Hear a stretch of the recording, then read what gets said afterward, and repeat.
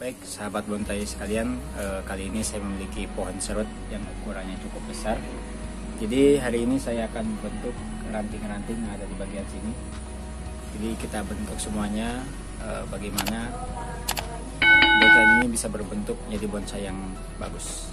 Oke, simak videonya.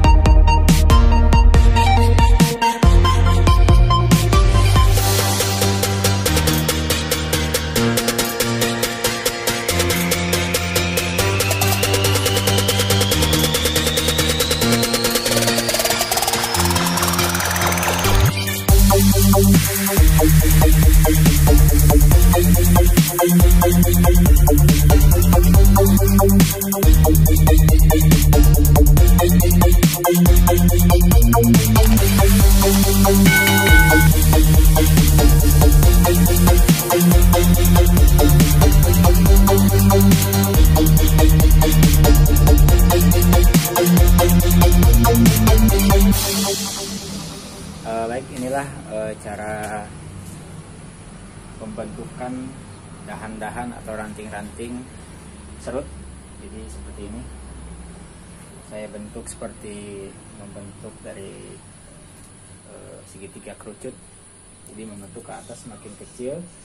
Nah, jadi kita kawatin terlebih dahulu menggunakan kawat-kawat kecil seperti ini, dan nanti hasilnya akan kita lihat setelah 2 atau sampai 3 bulan.